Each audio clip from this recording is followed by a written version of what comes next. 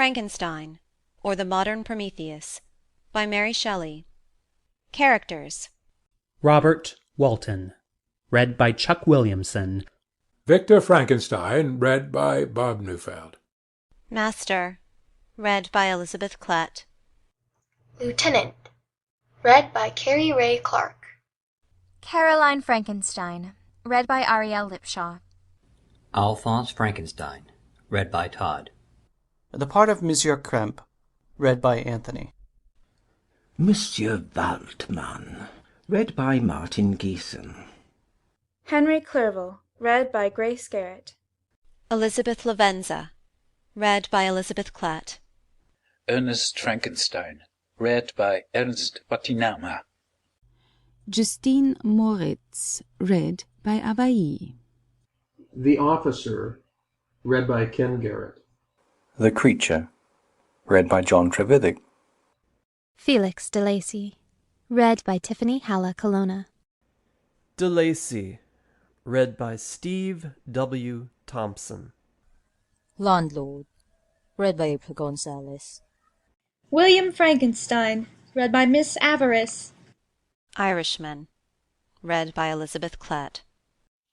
Old Woman, read by Capricia Page. Mr. Kerwin, read by Eric Stachura. Magistrate, read by Max Schörlinge. Letters 1 to 3.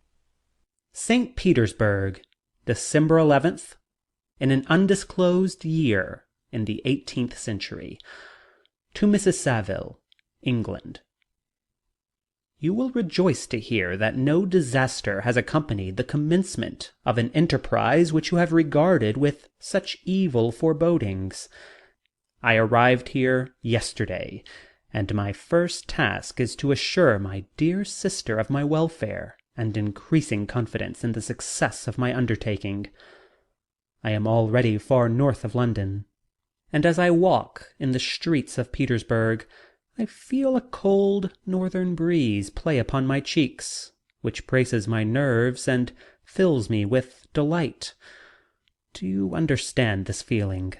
This breeze, which has travelled from the regions towards which I am advancing, gives me a foretaste of those icy climes. Inspirited by this wind of promise, my daydreams become more fervent and vivid. I try in vain to be persuaded that the pole is the seat of frost and desolation. It ever presents itself to my imagination as the region of beauty and delight. There, Margaret, the sun is forever visible, its broad disk just skirting the horizon and diffusing a perpetual splendor. There, for with your leave, my sister, I will put some trust in preceding navigators. There snow and frost are banished, and sailing over a calm sea, we may be wafted to a land surpassing in wonders and in beauty every region hitherto discovered on the habitable globe.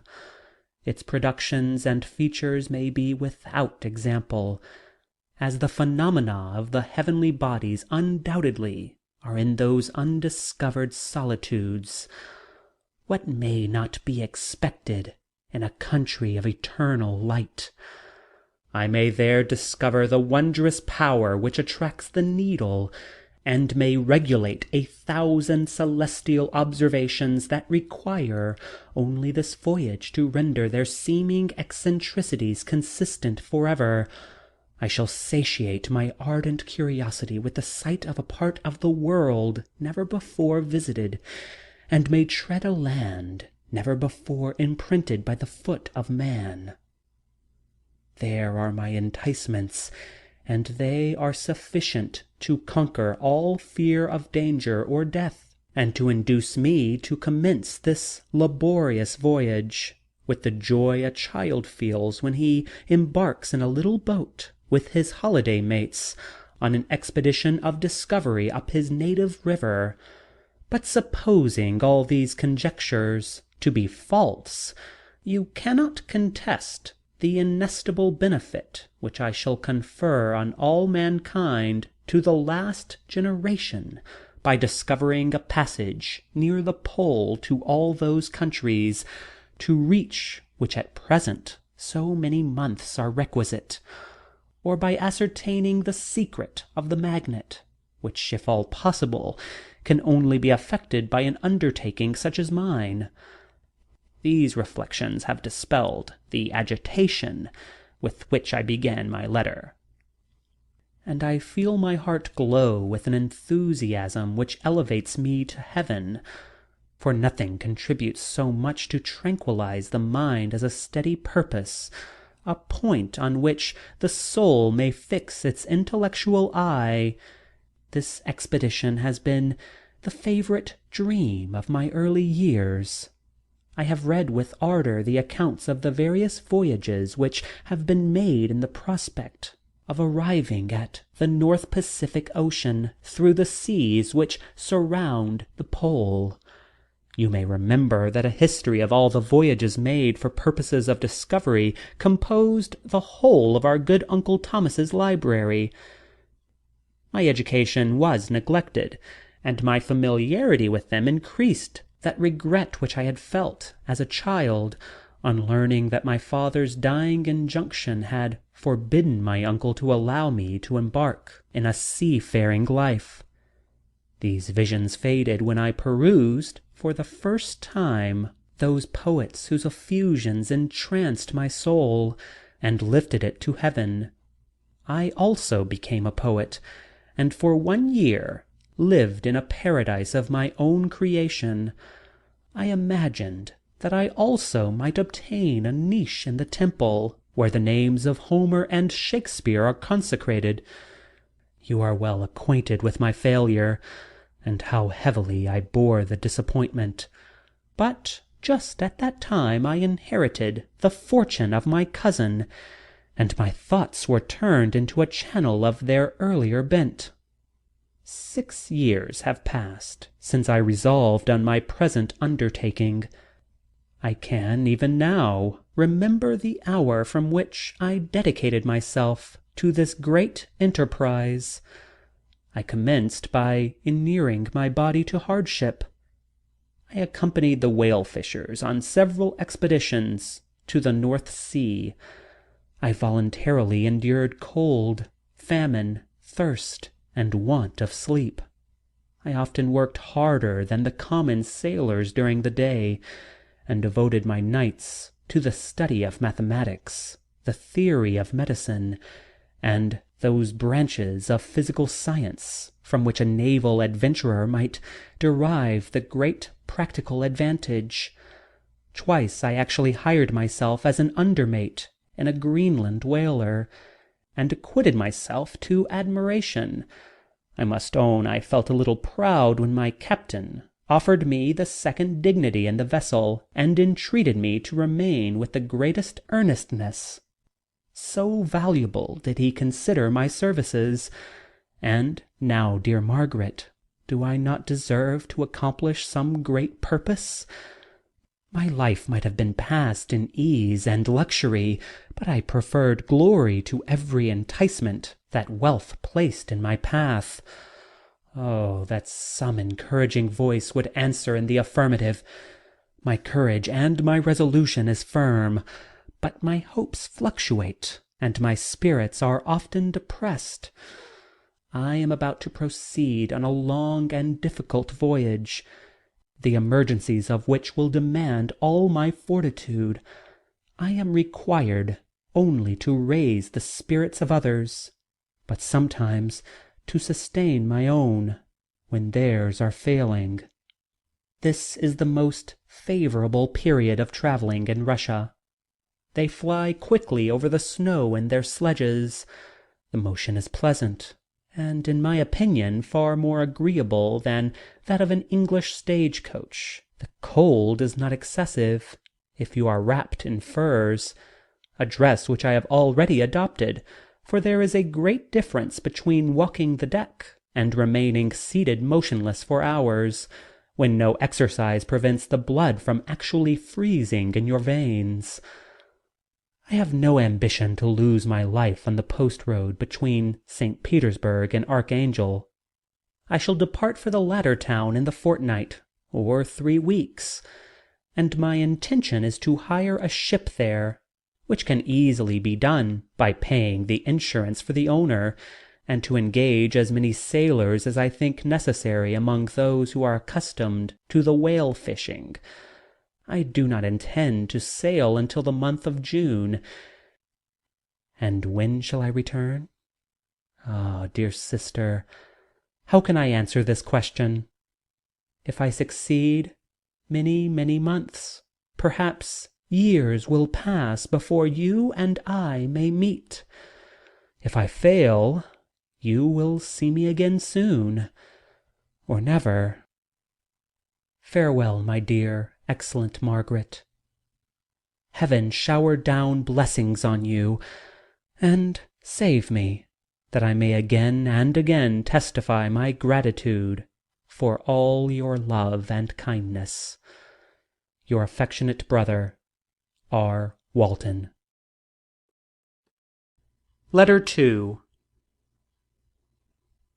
Archangel, the 28th of March, in an undisclosed year in the 18th century.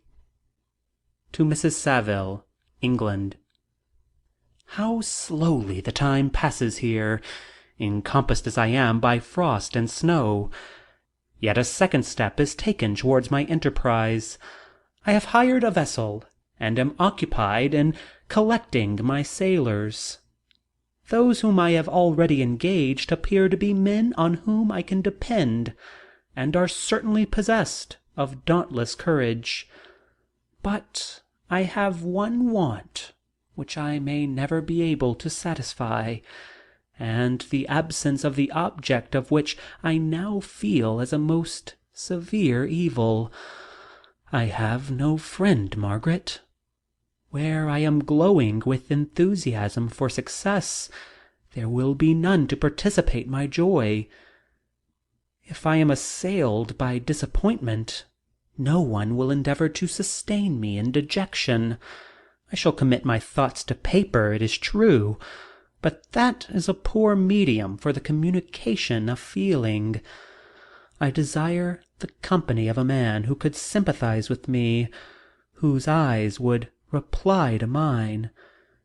You may deem me a romantic, my dear sister, but I bitterly feel the want of a friend.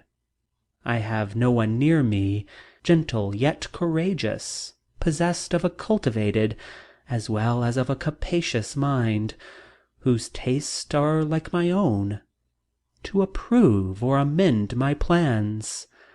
How would such a friend repair the faults of your poor brother?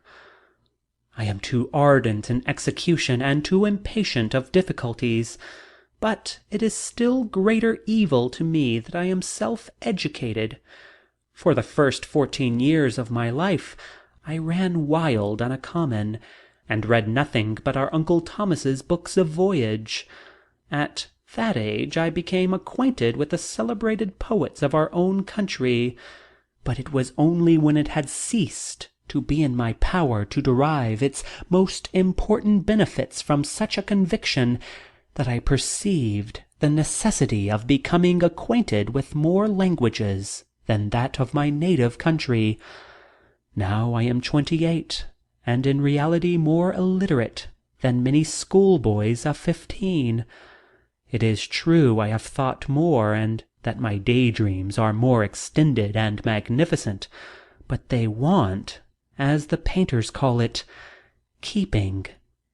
And I greatly need a friend who would have sense enough not to despise me as romantic, and affection enough for me to endeavour to regulate my mind. Well, these are my useless complaints. I shall certainly find no friend on the wide ocean, nor even here in Archangel, among merchants and seamen. Yet some feelings, unailed to the dross of human nature, beat even in these rugged bosoms. My lieutenant, for instance, is a man of wonderful courage and enterprise. He is madly desirous of glory, or rather, to word my phrase more characteristically, of advancement in his profession. He is an Englishman, and in the midst of national and professional prejudices, unsoftened by cultivation, retains some of the noblest endowments of humanity. I first became acquainted with him on board a whale vessel. Finding that he was unemployed in this city, I easily engaged him to assist in my enterprise. The master is a person of excellent disposition, and is remarkable in the ship for his gentleness and the mildness of his discipline. This circumstance, added to his well-known integrity and dauntless courage, made me very desirous to engage him. A youth passed in solitude, my best years spent under your gentle and feminine fosterage, has so refined the groundwork of my character that I cannot overcome an intense distaste to the usual brutality exercised on board ship. I have never believed it to be necessary, and when I heard of a mariner equally noted for his kindness of heart and the respect and obedience paid to him by his crew, I felt myself peculiarly fortunate in being able to secure his services. I heard of him first in rather a romantic manner, from a lady who owes to him the happiness of her life. This, briefly, is his story. Some years ago he loved a young Russian lady of moderate fortune, and having amassed a considerable sum of prize money, the father of the girl consented to the match. He saw his mistress once before the destined ceremony, but she was bathed in tears, and, throwing herself at his feet, entreated him to spare her, confessing at the same time that she loved another, but that he was poor, and that her father would never consent to the union. My generous friend reassured the suppliant, and on being informed of the name of her lover, instantly abandoned his pursuit. He had already bought a farm with his money, on which he had designed to pass the remainder of his life, but he bestowed the whole on his rival, together with the remains of his prize money, to purchase stock, and then himself solicited the young woman's father to consent to her marriage with her lover. But the old man decidedly refused, thinking himself bound in honor to my friend, who, when he found the father inexorable, quitted his country, nor returned until he heard that his former mistress was married according to her inclinations. What a noble fellow, you will exclaim. He is so, but then he is wholly uneducated. He is as silent as a Turk, and a kind of ignorant carelessness attends him, which, while it renders his conduct the more astounding, detracts from the interest and sympathy which otherwise he would command. Yet do not suppose, because I complain a little, or because I conceive a consolation for my tolls which I may never know, that I am wavering in my resolutions. Those are as fixed as fate, and my voyage is only now delayed until the weather shall permit my embarkation. The winter has been dreadfully severe, but the spring promises well, and it is considered as a remarkably early season, so that perhaps I may sail sooner than I expected. I shall do nothing rashly. You know me sufficiently to confide in my prudence and considerations whenever the safety of others is committed to my care. I cannot describe to you my sensations on the near prospect of my undertaking. It is impossible to communicate to you a conception of the trembling sensation, half pleasurable and half fearful, with which I am preparing to depart. I am going to unexplored regions, to the land of mist and snow, but I shall kill no albatross. Therefore do not be alarmed for my safety, or if I should come back to you as worn and woeful, as the ancient mariner. You will smile at my allusion, but I will disclose a secret. I have often attributed my attachment to, my passionate enthusiasm for, the dangerous mysteries of the ocean to that production of the most imaginative of modern poets. There is something at work in my soul which I do not understand. I am practically industrious, painstaking, a workman to execute with perseverance and labor, but besides this there is a love for the marvelous, a belief in the marvelous, intertwined in all my projects, which hurries me out of the common pathways of men, even to the wild seas and unvisited regions I am about to explore. But to return to dearer considerations, shall I meet you again, after having traversed immense seas, and returned by the most southern cape of Africa or America? I dare not expect such success, yet I cannot bear to look on the reverse of the picture. Continue for the present to write to me by every opportunity. I may receive your letters on some occasions, when I need them most to support my spirits. I love you very tenderly. Remember me with affection, should you never hear from me again. Your affectionate brother, Robert Walton. Letter 3. July 7th, in an undisclosed year, in the 18th century. To Mrs. Saville, England. My dear sister, I write a few lines in haste to say that I am safe and well advanced on my voyage. This letter will reach England by a merchantman, now on its homeward voyage from Archangel, more fortunate than I, who may not see my native land, perhaps for many years. I am, however, in good spirits. My men are bold and apparently firm of purpose, nor do the floating sheets of ice that continually pass us, indicating the dangers of the region towards which we are advancing, appear to dismay them.